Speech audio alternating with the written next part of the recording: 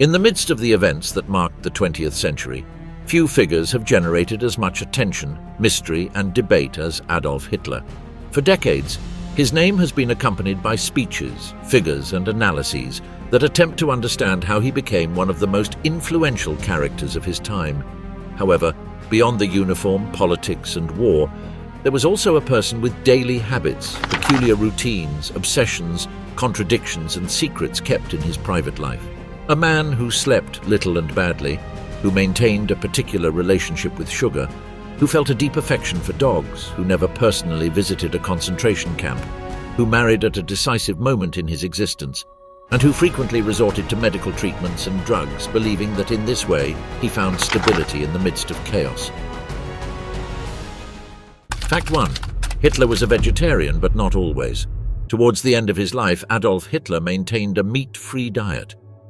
It is not entirely clear when or why he began to follow this regime, since some accounts of his diet in the years prior to the world conflict still describe him eating meat products even in 1937. In 1938, his doctors imposed a meatless diet on him. From then on, both his regime and his public image as a vegetarian were promoted, and from 1942 he himself identified with that lifestyle. People who knew him closely and knew what he ate claim that during this period he completely gave up meat. And according to Albert Speer, who worked with him, he used vivid accounts of the suffering of animals at the table to convince others not to eat meat. In 2018, a French team analyzed a fragment of his skull and found no traces of meat fibers in the tartar of his teeth. Some current interpretations say that this dietary choice may have been related to his health, influenced by Wagner's theories, or even an emotional response to the death of his niece, although other sources insist that his main motivation was animal suffering. He was known to reject any mistreatment of animals and was against vivisection.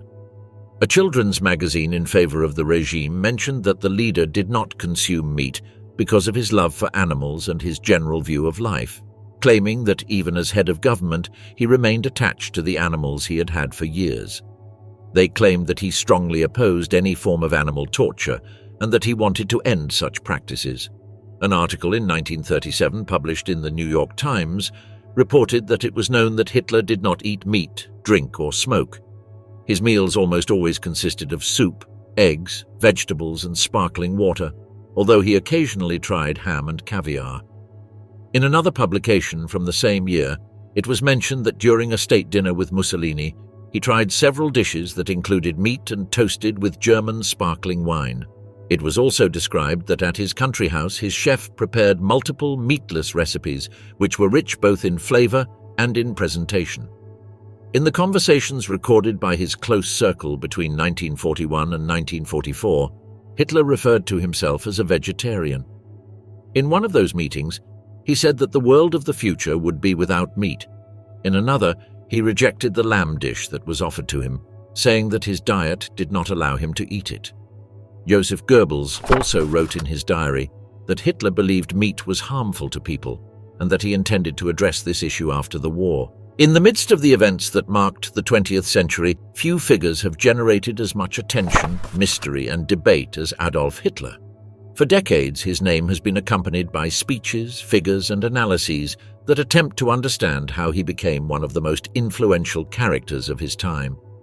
However, beyond the uniform, politics, and war, there was also a person with daily habits, peculiar routines, obsessions, contradictions, and secrets kept in his private life. A man who slept little and badly, who maintained a particular relationship with sugar, who felt a deep affection for dogs, who never personally visited a concentration camp, who married at a decisive moment in his existence, and who frequently resorted to medical treatments and drugs, believing that in this way he found stability in the midst of chaos. Fact 2. His real surname was not Hitler, but Schicklgruber.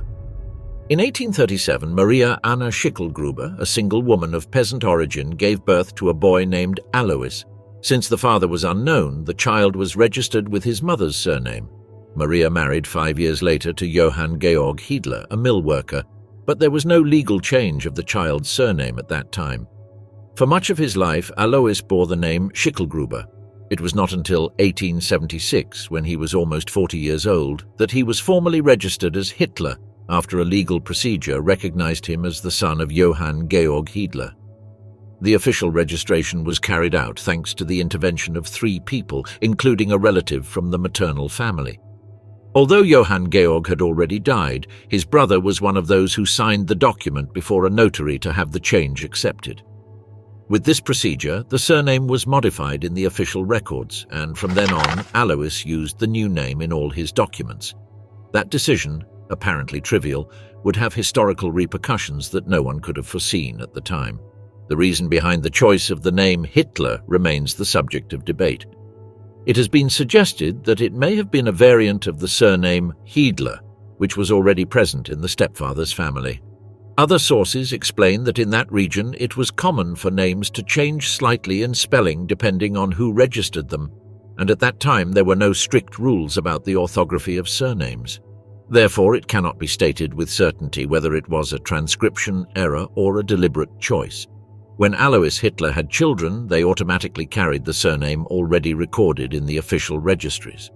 Adolf, born in 1889, thus received the surname Hitler from birth, although in reality that name had not legally existed in the family before 1876. Technically, if the change had not been made, Adolf would have been called Adolf Schicklgruber, and his entire political career and public figure would have been known under that name. It is a detail that some historians find curious when analyzing how seemingly minor factors can have unexpected consequences in the future. In some school records from Adolf's youth, errors or variations in the spelling of his surname are found, such as Hitler or Heitler, which reflects that even during his student years, the spelling of the name was not completely stable. Nevertheless, the surname Hitler was the one that ultimately prevailed and became associated with his public figure. There is no evidence that Adolf was ashamed of his father's original name or that he tried to hide it, although he never made public references to that past. In certain circles, such as the memoirs of close acquaintances, it is mentioned that the name Schicklgruber was considered rustic or even comical, something that might have hindered the development of a strong political image if it had been maintained. Thus, the legal change of surname made by his father marked the family line from then on. Although it was not a widely commented fact at the time, the new name ended up being one of the most recognized and feared of the 20th century, something that could hardly have been imagined when the civil registry official first wrote Hitler in 1876.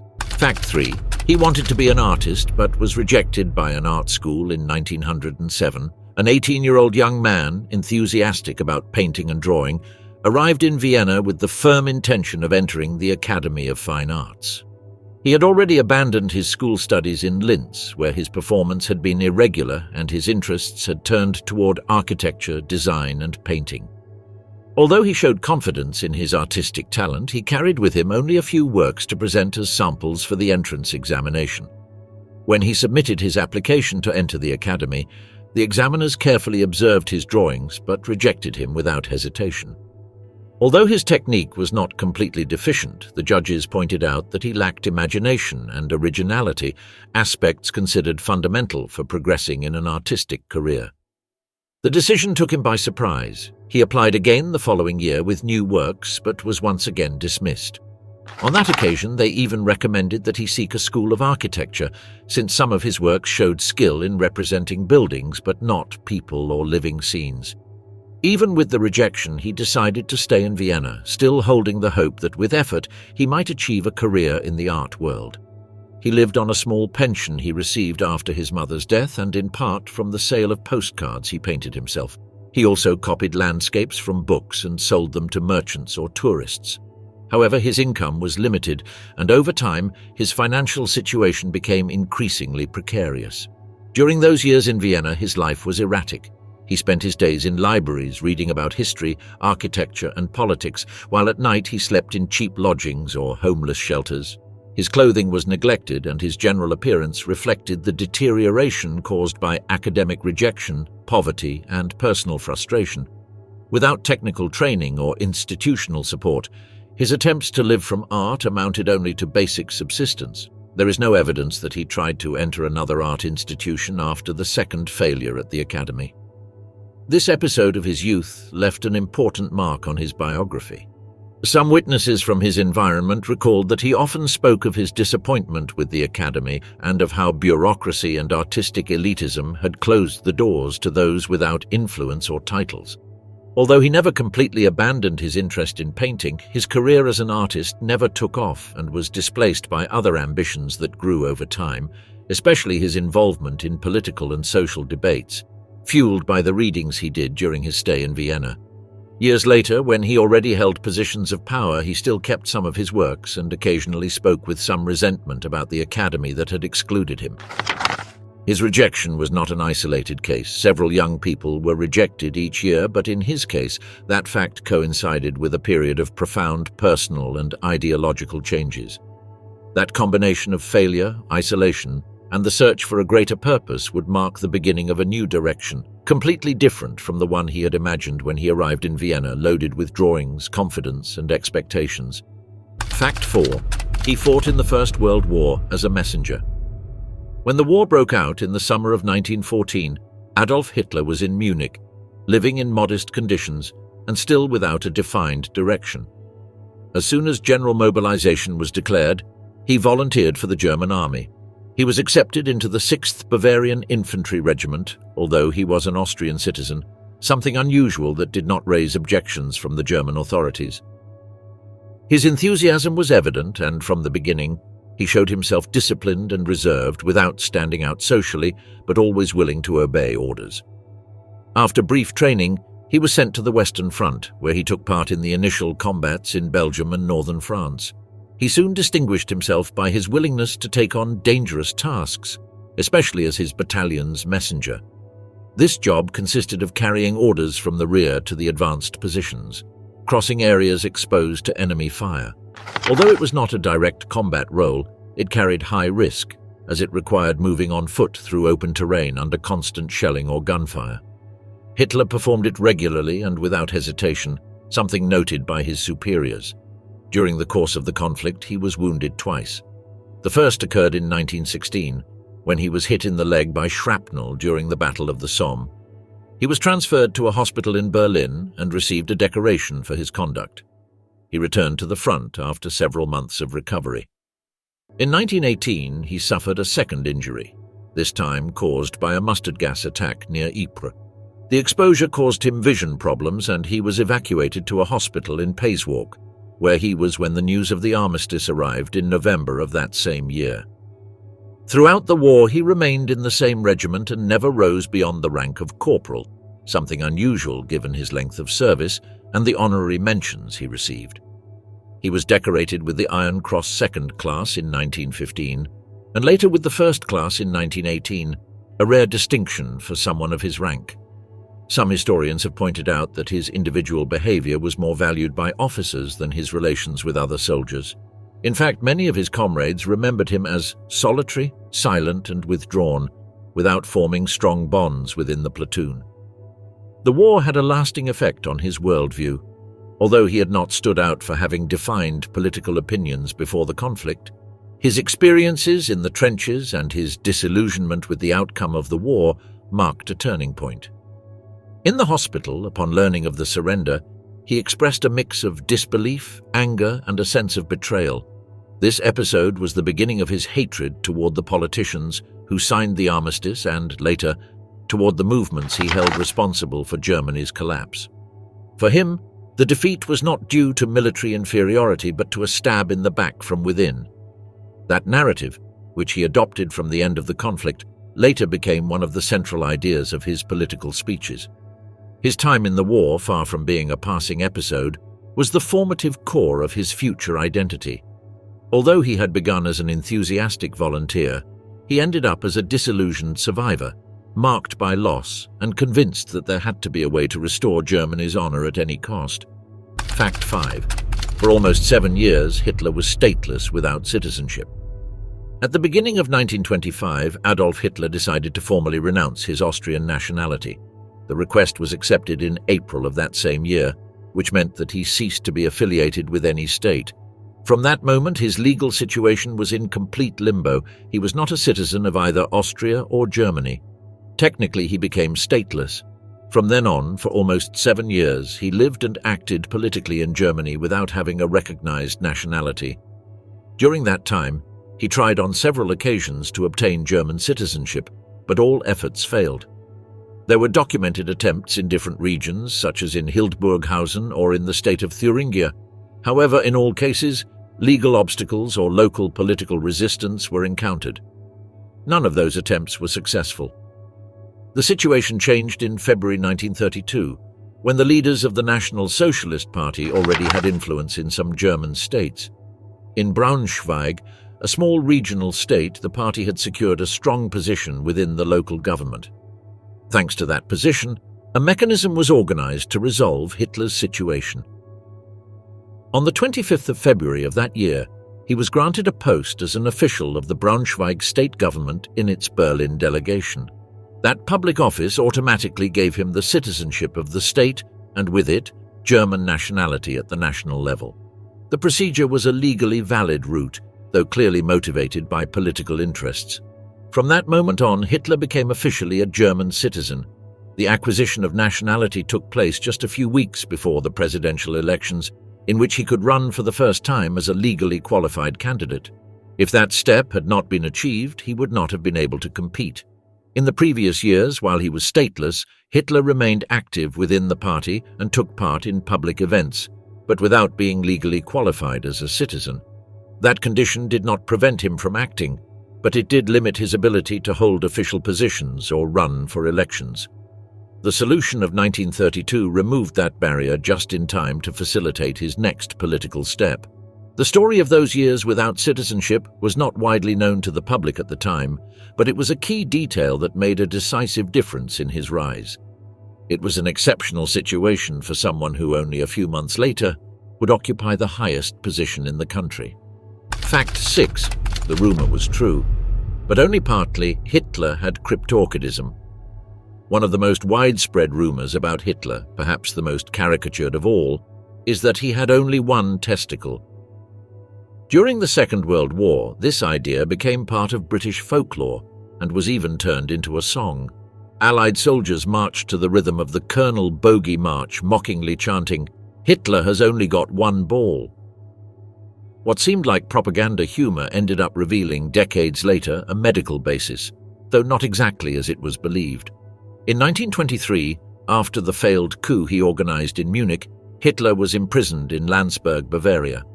There, on November 12th, the prison doctor, Josef Brinsteiner, carried out a routine physical examination. The result was recorded in an official report where it was stated that prisoner number 45, Adolf Hitler, was in generally good health, but suffered from something called right-sided cryptorchidism, meaning that one of his testicles had not descended into the scrotum. The finding was confirmed by historian Peter Fleischmann, who investigated and collected original documents of the time in his book Hitler as a Prisoner in Landsberg am Lech, 1923/24.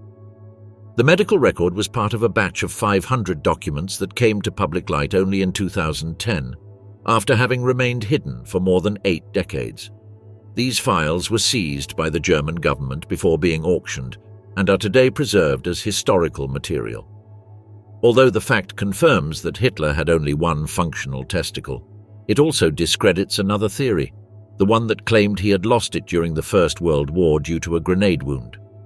The 1923 medical report, predating those versions, demonstrates that his condition was congenital and not the result of combat. The most curious aspect is how this intimate detail, at first used to ridicule him, ended up generating almost morbid interest in later years.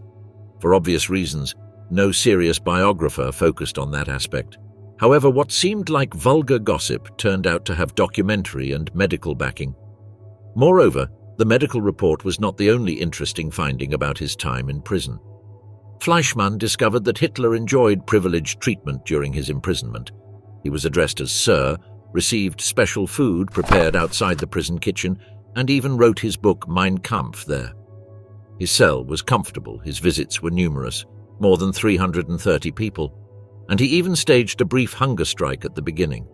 But all that, although relevant, pales in comparison with the fact that the myth of the single testicle has at least a real basis. Fact 7. Hitler's personal doctor turned him into a habitual drug user. In the last years of the war, when the Third Reich was beginning to crumble, Adolf Hitler was no longer the same man who had unleashed the conflict in 1939. Although publicly he continued to present himself as the firm and unquestionable leader of the German people, in the intimacy of his bunker and before the small circle of his closest collaborators, his physical and mental decline became increasingly evident. One of the most striking elements explaining that deterioration was his deep dependence on medications regularly supplied by his personal doctor, Dr. Theodor Morell.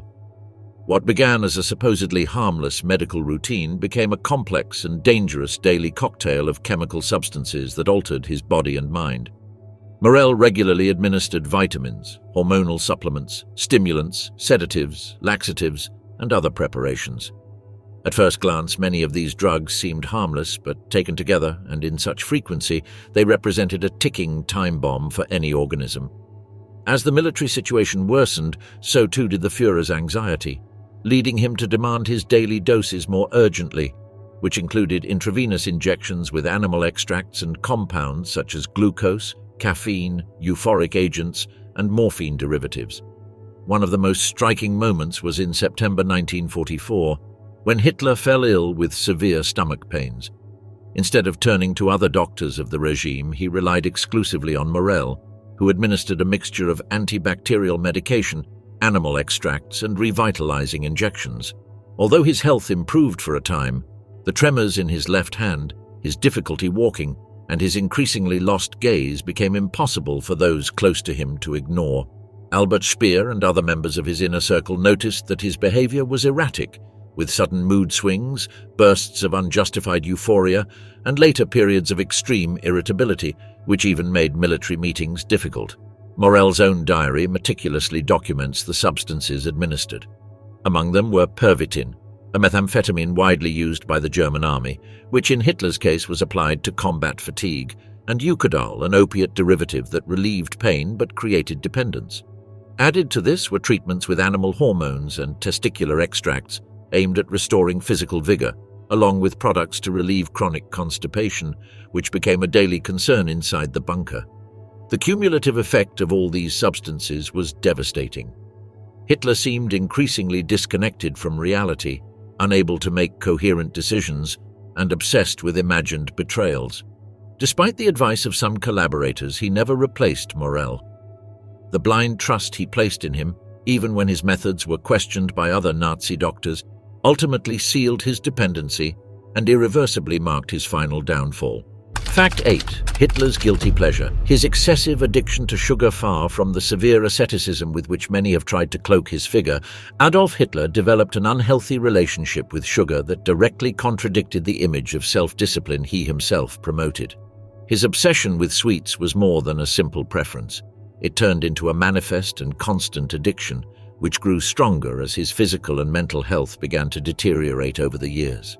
In particular, during the Second World War, reports agree that Hitler consumed enormous amounts of sugar in all its forms, from cakes and pies to cookies, chocolates and jams that he demanded to have always at hand, regardless of the context or the medical recommendations that tried to restrict it. Hitler's personal physician, Dr. Theodor Morell, acknowledged with frustration that his patient was practically insatiable when it came to sweets. Morell, who supervised his diet and pharmacological regime on a daily basis, warned that sugar, added to the cocktail of medications, injections, and pills administered at an alarming frequency, not only contradicted the health principles the Führer claimed to uphold, but also dangerously altered his emotional and digestive stability. Hitler's dependence on this type of food grew in parallel with his isolation from the real world, increasingly locked inside his bunker, increasingly disconnected from his generals and from the war reality. He found in sugar a childish escape valve that, though seemingly trivial, faithfully reflected his psychological state. Witnesses from his close environment describe unusual scenes.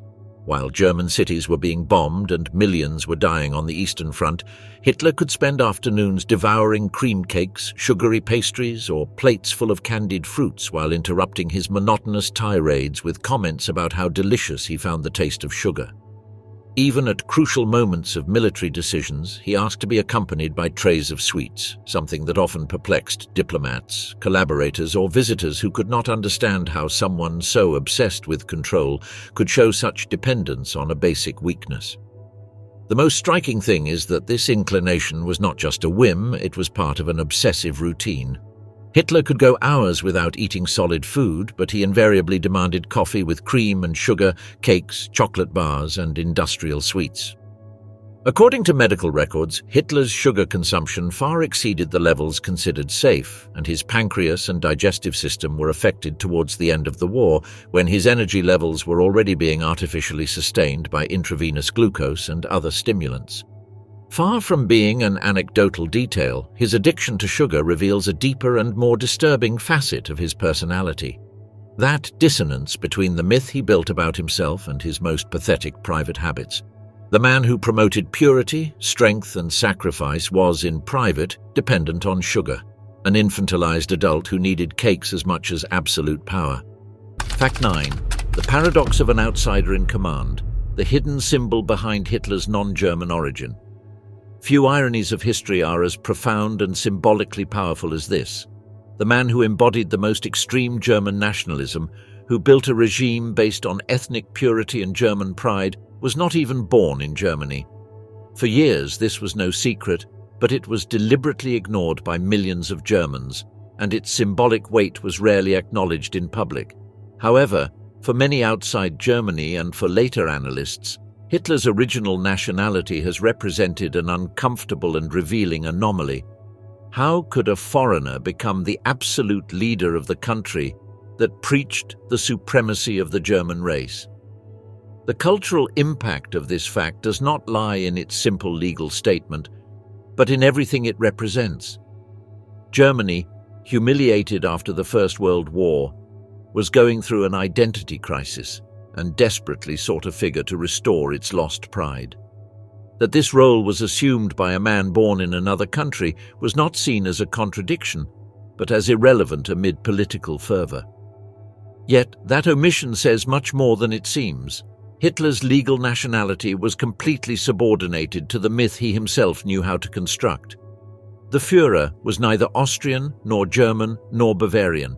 He was an idealized embodiment of a people he himself molded through his speeches, his symbols, and his rhetoric. Historically, this situation demonstrates the enormous power propaganda can have in reshaping collective perception. Germans did not need Hitler to be technically German to see him as the redeemer of their nation. And beyond the practical, his late citizenship, his Austro-Hungarian past, his years as a stateless man, what mattered was that his origin was absorbed, silenced, or reinterpreted to fit the national narrative. That an Austrian not only led Germany but dragged all of Europe into war in the name of the German people reveals how legal borders can become invisible when collective emotions take control. Even in the cultural sphere, this contradiction has been explored time and again. Writers, historians, and filmmakers have pointed out the paradox that the architect of an ideology of exclusion and racial purity was, strictly speaking, an outsider. In Austria, his birthplace, this relationship has been a source of discomfort for decades, with monuments removed, plaques modified, and public memory marked by the need to disassociate from his figure. In Germany, on the other hand, the issue was ignored during the regime, and only after the war did it begin to be analyzed as a revealing element of the collective delusion that surrounded him. In the end, more than a biographical fact, the reality that Hitler was not German has become a symbol. Proof of how ideology can surpass reality, of how a desperate people can project their identity onto an outsider, and of how history does not always follow the logic of passports, but that of myths. Fact 10. His absolute hatred of tobacco, the Führer who promoted the first major anti-smoking campaign of the 20th century. During his youth, Adolf Hitler was a heavy smoker, consuming an estimated 25 to 40 cigarettes a day. However, at some early point in his political career, he abandoned the habit, declaring it an unnecessary expense. From then on, he developed a deep and obsessive rejection of tobacco to the point of turning this aversion into an active part of his social and public health policies. In his intimate circles, he harshly censured those who smoked, even when they were key figures within the Nazi regime, such as his partner Eva Braun or Hermann Göring himself. On one occasion, he was even upset because a statue had been commissioned showing Göring smoking a cigar. Hitler saw smoking not only as a personal weakness, but also as a symbol of moral decadence. He described tobacco as the wrath of the Redskins against the white man, in revenge for having given them strong liquors, and lamented the loss of valuable soldiers due to tobacco poisoning. This repulsion went beyond the personal. In the midst of the Second World War, on March 2, 1942, he declared that allowing soldiers to smoke had been a leadership mistake and promised to ban tobacco consumption in the army once the war was over. He considered that no soldier should depend on cigarettes to function. The anti-smoking campaign promoted in Nazi Germany was paradoxically one of the most advanced in the world at the time. Hitler was the first modern head of state to openly position himself against cigarettes. He supported advertising restrictions for tobacco companies, tax increases on tobacco, and bans on smoking in public places such as hospitals, buses, and workplaces. His regime also financed medical studies linking smoking to lung cancer and other diseases, many of which were decades ahead of medical conclusions in other countries. In parallel, campaigns were launched focusing on women. From the Nazi Party's Office of Racial Policy, it was warned that women who smoked were less attractive, more prone to premature aging, and poor candidates for motherhood. They even argued that nicotine passed into breast milk, something later confirmed by scientific studies. The racial hygienist Martin Stemmler, as well as Dr. Agnes Blum, claimed that pregnant smokers had higher rates of miscarriages and stillbirths. These concerns fit with the regime's obsession with maximizing the fertility of German women. Although his motivation to fight smoking was born from a combination of personal beliefs, eugenics, and ideological propaganda, it is nevertheless significant that Hitler laid the foundations for what, many decades later, would become common public health policies throughout much of the world. In a context where smoking was still a symbol of modernity and virility, the dictator's radically anti-tobacco stance contrasted with the culture of his time and ultimately influenced even later health discourses. Fact 11. Hitler survived more than 40 assassination attempts. Throughout his rule, Adolf Hitler was the target of an impressive number of assassination attempts. Various reports from military archives, intelligence documents, and the memoirs of those involved record more than 40 attempts, some serious, others clumsy or aborted at the last minute, to kill him.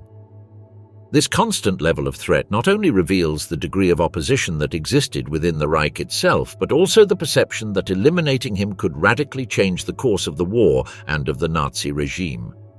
One of the first serious attempts occurred as early as 1939, when Georg Elser, a Swabian carpenter, placed a time bomb in the Bürgerbräukeller beer hall in Munich, where Hitler gave his annual commemorative speech for the failed coup of 1923. The device exploded as planned, but Hitler had left the venue 13 minutes earlier due to an unexpected schedule change. The explosion killed 8 people and injured dozens more, but the target escaped unscathed. Elsa was captured that same night and, after years of detention, was executed at Dachau in 1945, shortly before the end of the regime. However, the most well-known plot was that of July 20, 1944. On that day, Colonel Klaus von Stauffenberg managed to place a briefcase bomb in the conference room of Hitler's headquarters, the so-called Wolf's Lair in East Prussia.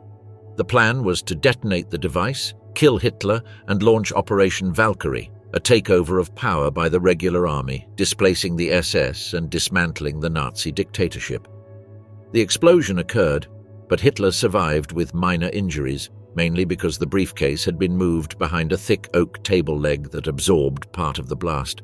This failed attack triggered brutal repression. Hundreds of officers, politicians, lawyers, clergy, and civilians were arrested, tortured, and executed. The repressive apparatus was further reinforced, and Hitler, convinced of betrayal even within his own ranks, sank into even deeper paranoia. He began to see enemies everywhere, tightened security measures to extreme levels, and further restricted his circle of trust. His meetings became shorter, more random and unpredictable, and were rarely announced in advance. But beyond the immediate impact, the existence of so many assassination attempts and the magnitude of the July 20th plot reveal an often silenced element. Within Germany, even within the army and the Nazi Party, there was active resistance. These conspirators were not communists or Allied agents. They were conservative Germans, nationalists, and even members of the military aristocracy who believed that Hitler was leading the country to total destruction. The fact that Hitler survived so many attempts reinforced his own idea of invulnerability. According to testimonies from his close circle, he came to believe that a divine hand was protecting him, which fueled his messianic delusion and his contempt for the advice of his generals, whom he already considered weak or disloyal. In the Nazi imagination, Hitler began to represent an almost supernatural symbol, which further consolidated his authority among those who still believed in him.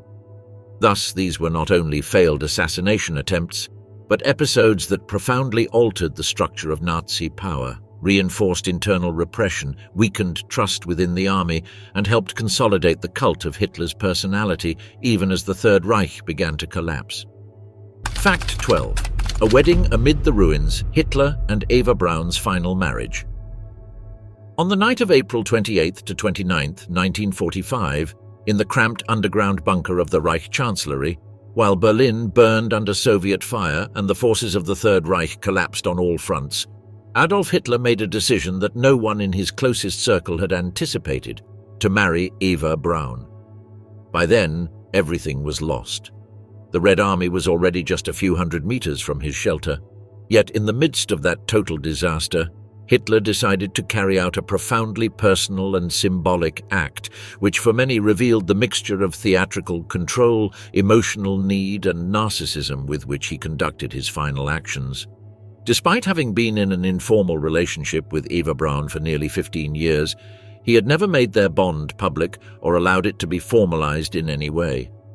Only at that final moment, before the certainty of defeat and death, did he agree to do so. The act was intimate and brief. In one of the bunker's rooms, hastily decorated, the civil ceremony was held. A regime official, Walter Wagner, was urgently summoned to register the marriage and ask both witnesses, Goebbels and Bormann, to sign. The atmosphere could not have been further from that of a traditional wedding. The place smelled of fuel and damp. The ceilings vibrated with nearby bombardments, and those present knew that they would probably all be dead within hours or days. Nevertheless, Hitler seemed determined to follow the marriage protocol, even insisting that Eva explicitly declare she had no Jewish ancestry, as Nazi law required. That same night, after a brief toast and an improvised breakfast, Hitler dictated his political and personal will, another act of will aimed at perpetuating his worldview even after his death. The marriage was neither a romantic gesture, nor a reconciliation with life, nor a search for redemption. It was, above all, a final affirmation of control in a moment of absolute collapse. In his will, Hitler made clear that Eva Braun had been his loyal companion and that, with her death, she would also seal her fate with that of the Reich. The next day, April 30th, they fulfilled that purpose. After saying goodbye to their staff, they locked themselves in the Führer's study, sat side by side on the sofa, and died together. She took cyanide. He shot himself in the temple. Their bodies were quickly wrapped, doused in gasoline, and burned, as he had previously ordered, to prevent them from being captured by the Soviets and displayed as trophies. This brief marriage, lasting barely 40 hours, carries a symbolic weight that has been widely debated by historians. For some, it was a way of legitimizing Eva Braun's role in the history of the Third Reich. For others, a melodramatic gesture of a dictator obsessed with rituals and staging. But there are those who see in it a purely human act, the need on the eve of death to establish an intimate and recognized connection with the only person who had been unconditionally faithful to him for years. Eva Braun had no political role, never participated in regime decisions, nor publicly influenced the circles of power, but her presence in the final bunker made her a silent symbol of loyalty and denial. The most ironic thing is that Hitler, who had built all his power on the image of the celibate leader devoted only to the German people, ended his life by breaking that myth he had so carefully cultivated. For years, he had refused to publicly acknowledge Eva because he believed Germans needed to see him as a man without emotional distractions. But in the end, when there were no cameras or crowds left to deceive, he decided to marry her, not out of political necessity, but out of an intimate and desperate choice. That final gesture has been interpreted as a demonstration of his total isolation. With the world collapsing, the only thing he could still control was the way he would die and with whom. Their brief marriage did not change the course of history, but it did add another layer to the psychological portrait of a man who, even in absolute defeat, refused to accept any external imposition. He died as he wished, beside the one he chose, leaving behind an unprecedented trail of destruction. But that wedding, celebrated amid the roar of bombs and the shadow of suicide, remains one of the most unsettling moments of his final days. A symbol of humanity distorted by ideology, of love reduced to a closing ritual, and of power clung to until the very last breath. Fact 13. Obsession with numbers, Hitler's numerical superstition. Adolf Hitler was not only a dictator obsessed with power, race, and territorial domination, but also a man trapped in a world of superstitions, especially with regard to numbers. Although direct evidence of how this obsession influenced each of his decisions is not conclusive, those around him perceived a constant tendency to attribute symbolic and spiritual value to certain numbers and key dates in his life. Hitler's fascination with numerology was not isolated within the Third Reich. Part of the Nazi inner circle shared similar beliefs connected with occultism, mystical forces, and the search for meaning in seemingly invisible patterns. One of the numbers that most symbolically marked the Nazi universe was 88. In the party's internal code, that number was not accidental. Each 8 represented the 8th letter of the alphabet, H. So 88 meant Heil Hitler, a salute that became a sign of absolute loyalty to the Führer. It was not only a form of greeting or a symbolic expression. The number 88 was replicated in uniforms, insignia, and other propaganda elements, showing that this numerical code had been institutionalized at the highest levels of Nazi power as a secret, almost ritualistic wink toward its leader. Another particularly significant number was 3. In many religions and esoteric systems, 3 is associated with perfection, trinity, and stability, and Hitler also seemed to adopt it as a symbol of structural purity. He conceived the ideal Aryan race as a supposed fusion among Germanic, Scandinavian, and Celtic peoples, forming an ethnic triad that fit that triangular symbolic structure.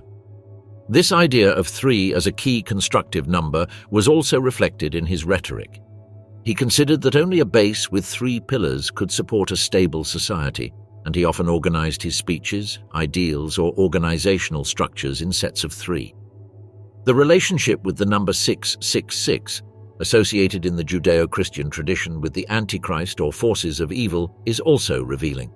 While there is no record that Hitler used it openly in public, some analysts have interpreted its symbolic use as a tool of fear. It was said that some Nazi propaganda elements incorporated it indirectly, especially when projecting a demonic and invincible image of the Reich to the regime's enemies. The intention was to instill psychological terror, giving Hitler an almost supernatural and untouchable aura, as if his power came from a dark, incomprehensible source. Even his date of birth, April 20th, 1889, has been subject to numerological analysis. Adding the digits of the date yields a total of 33, a number associated in various esoteric traditions with wisdom, enlightenment, and spiritual leadership. Some of his most fervent followers came to consider that coincidence as a predestined sign, interpreting the figure as an indication that Hitler was called to fulfill a transcendent mission. Although these interpretations border on the mystical and the pseudo-scientific, it cannot be denied that many within the Nazi circle encouraged such symbolic readings as a way to reinforce the Führer's messianic image. Within the Nazi Party, the systematic use of certain numbers to reinforce the regime's symbolic discourse also spread. The number 12, for example, was adopted as a representation of purity and perfection associated with the 12 original Aryan tribes in the Nazi racial myth. It has also been suggested that some strategic decisions, such as scheduling events or setting dates for speeches or parades, were influenced by these numerological beliefs. Although there is no conclusive documentary proof, the consistent symbolic use of numbers in public acts, celebrations, and propaganda suggests that the regime, and especially Hitler, took into account more than mere coincidences. Moreover, the very name Adolf, according to certain numerological interpretations, carries significant symbolic weight. In some versions of Western numerology, each letter is assigned a numerical value and, in the case of Adolf, a total of 39 is obtained. Those who defend these theories claim that this number encapsulates traits of leadership, ambition, individualism, and determination, characteristics that matched the image Hitler projected and wanted to reinforce among his followers. This set of obsessions and associations among numbers, symbols, and esoteric concepts cannot be separated from the ideological structure of the Third Reich.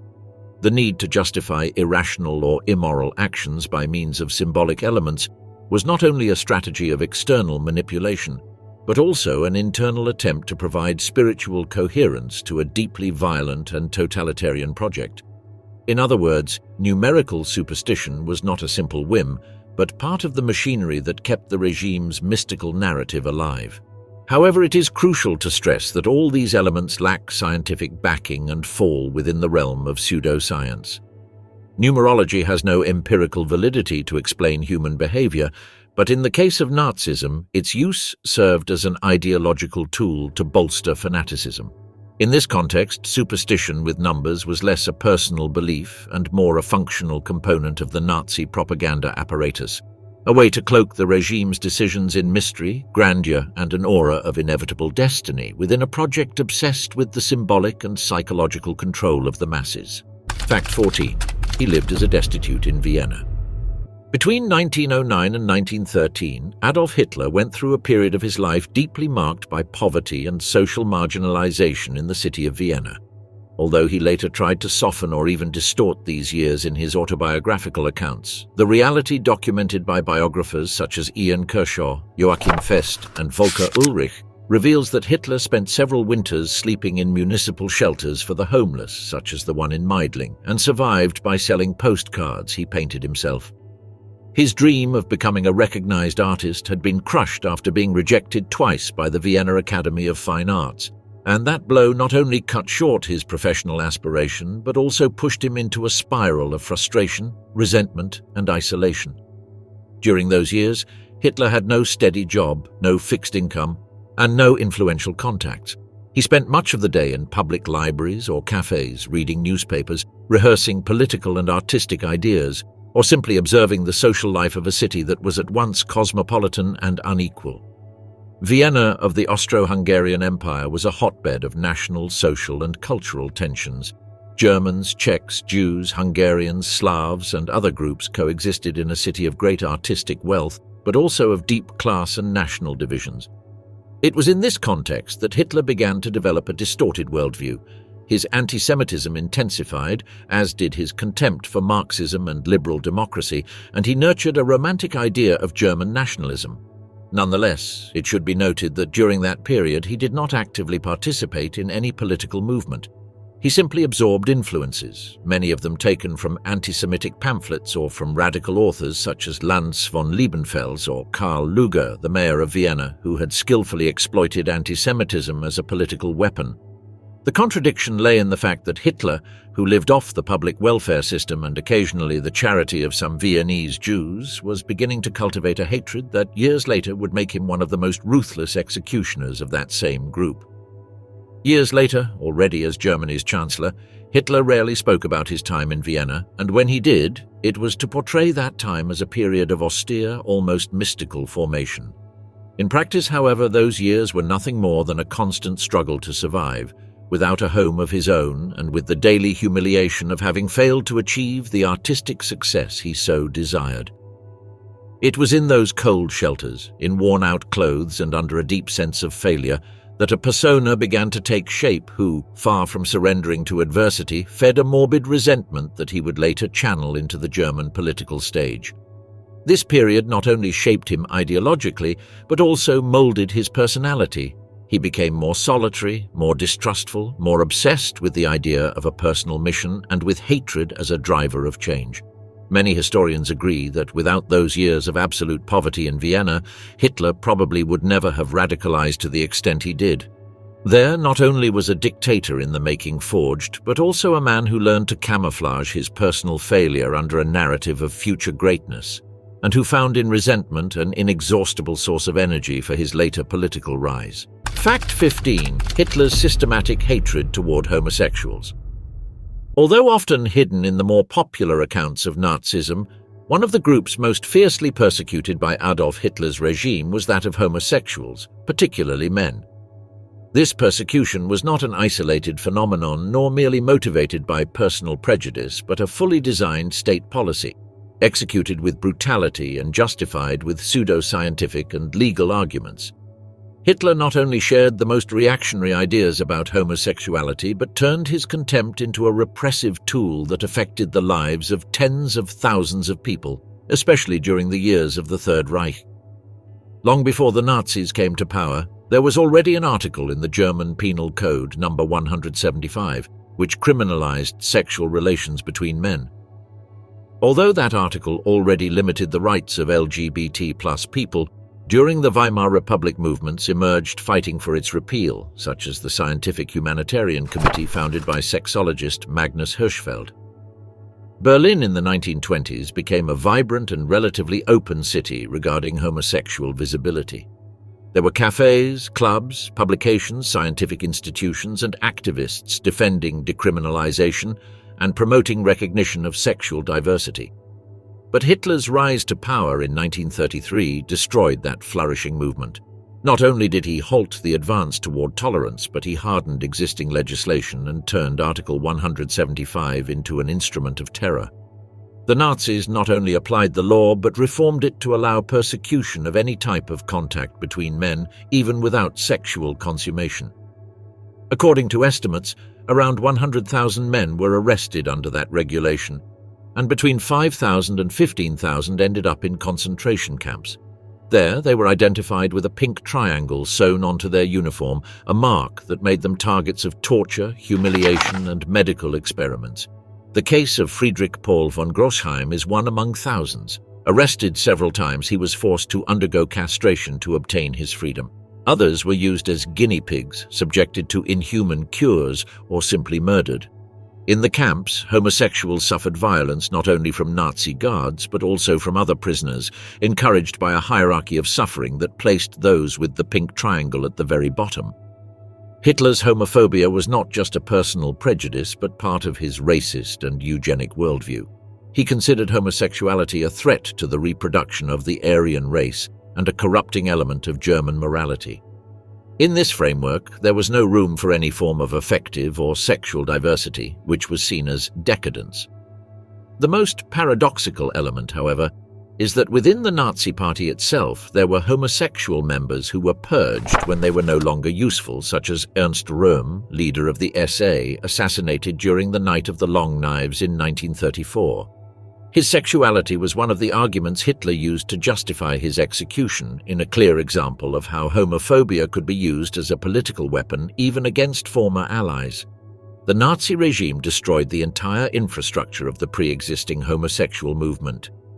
In May 1933, the Institute of Sexual Research was looted and its books burned in Opera Square. Magnus Hirschfeld was abroad and never returned. He died in exile. With him disappeared one of the main scientific voices defending homosexuality as a natural variant of human condition. From then on, every trace of tolerance was erased, and those who had formed part of that early activism were forced to hide, marry forcibly, or flee. Even after the end of the war, Germany did not recognize homosexuals as victims of Nazism. They received neither compensation nor tributes for decades. Article 175 remained in force until 1994, and only in recent years has there been a minimal effort to repair that historical injustice. Meanwhile, the pink triangle that marked them as enemies of the Reich has been re-signified as a symbol of pride and memory by LGBT+ communities, reminding the world that institutionalized hatred not only kills but silences entire generations who dared to be different in the darkest time in history. Fact 16.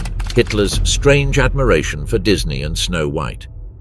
Despite the dark and ruthless image surrounding the German dictator, one of the most surprising and seemingly contradictory details of his personal life is his deep fascination with the world of Disney. This curiosity, which might seem like a mere anecdote, takes on special relevance when considering the ideological and political context that defined his public life.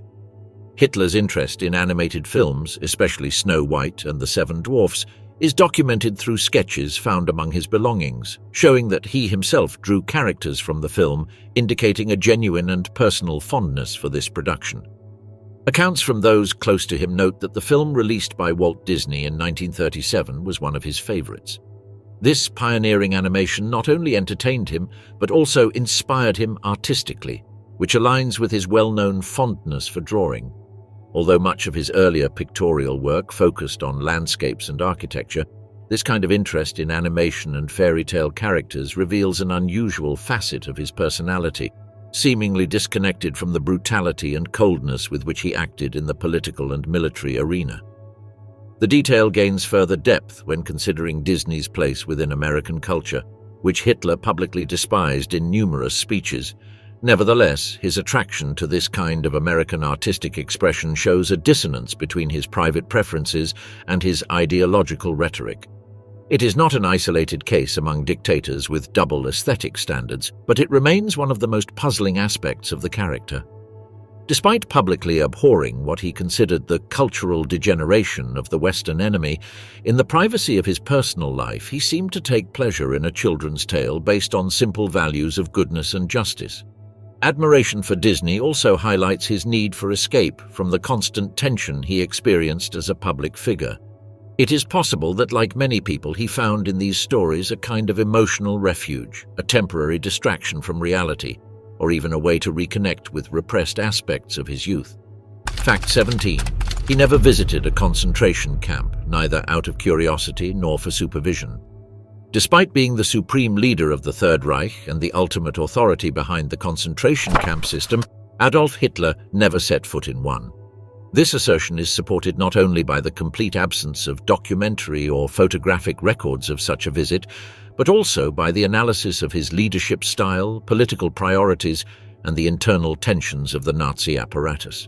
From the early days of the regime, camps like Dachau were not secret. On the contrary, they were publicized as centers to re-educate enemies of the people.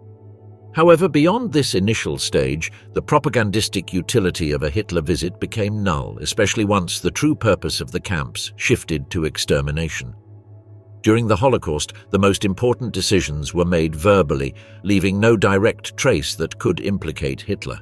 He was fully aware of what was happening, but he completely delegated the administration of the camps to Heinrich Himmler, head of the SS. It was Himmler who carried out inspections and oversaw reports. In fact, it is known that during a visit to Minsk in 1941, Himmler witnessed a mass massacre of Jews by the Einsatzgruppen and was so shaken that he promoted the use of gas chambers to ease the task of the executioners. Furthermore, Hitler was notoriously reluctant to conduct on-site inspections even at the military front, so there was no reason for him to appear in camps considered SS territory, especially when the different factions of the Third Reich competed for control and sought his validation. A visit by him would have meant political endorsement of one faction, something he always avoided in order not to disrupt the fragile balance of power. In summary, Hitler never visited a concentration camp not out of ignorance or moral distance, but simply because he had no need to. He knew what was happening, had people to inform him, gained nothing in propaganda terms, and governed by letting others carry out his will while he remained removed from logistical details. A comfortable distance that did not absolve him of responsibility, but allowed him to avoid direct contact with the machinery of horror he himself had ordered into motion. Fact 18. Bull semen. The strange reinforcement Hitler received to boost his virility. During the last years of the Third Reich, Adolf Hitler underwent a series of unconventional treatments administered by his personal physician, Theodor Gilbert Morell, a controversial figure who earned the dictator's complete trust after successfully treating a stomach ailment in 1936. From that day on, Morell became an omnipresent figure at his side, despite warnings from generals and high-ranking officials who considered him a charlatan. Among the many substances Morell regularly administered to Hitler, one of the most striking was a formula supposedly designed to strengthen his sexual potency. This mixture included vitamins, hormones, animal extracts, enzymes, and particularly bull semen, which was injected especially before nights Hitler spent with Eva Braun. The idea behind this procedure was to symbolically transfer the bull's strength and virility to the Führer himself. These practices not only reflect Morell's pseudoscientific view of medicine, but also the regime's obsession with health, energy, and male vigor, especially among its figures of power. Bull semen, considered a symbol of fertility and animal strength, was part of a long list of remedies intended to keep Hitler active, alert, and physically prepared amid the exhaustion caused by the war, political pressure, and his increasingly visible ailments. Morell's medical diary recorded in detail the injections and pills he administered daily. In addition to this peculiar extract, the substances included components such as testosterone, lipids, proteins, and glandular derivatives. Although many of these treatments lacked scientific support, Hitler placed absolute trust in his doctor, even ignoring the criticism he received from his inner circle. This dependence on Morell was so strong that even as Hitler's physical condition visibly deteriorated and his left hand began to tremble uncontrollably, he continued to rely on the injections as if they were the key to his vitality. In his final days in the bunker, he was still receiving those mixtures, convinced that they would help him endure. Fact 19. The radical defender of animals, Hitler and his obsessive animal protection. Although his name would forever be engraved as a synonym for brutality and extermination, Adolf Hitler was also responsible for one of the strictest animal welfare policies of the 20th century. His concern was neither decorative nor symbolic. From the earliest days of the Nazi regime, he and his closest collaborators imposed a set of laws that protected animals with an unusual severity for the time. In his diaries, Joseph Goebbels noted that Hitler despised Judeo-Christian religions, among other reasons, because of the moral hierarchy that placed humans above animals. The Führer believed that animal suffering should be avoided for the sake of the animals themselves, not as an extension of human interests. Under his direction, vivisection was banned in 1933, and strict rules were introduced against slaughter without anesthesia. Following Hitler's direct orders, Hermann Göring announced in a radio broadcast that those who mistreated animals would be sent to concentration camps. Excessive hunting, traps, the force-feeding of birds, and the consumption of lobsters or crabs were also prohibited. Even a fisherman was arrested for having used a frog as bait. In 1934, animal protection was included as a compulsory subject in German public schools, and in 1935, a law was enacted to preserve nature and restrict hunting.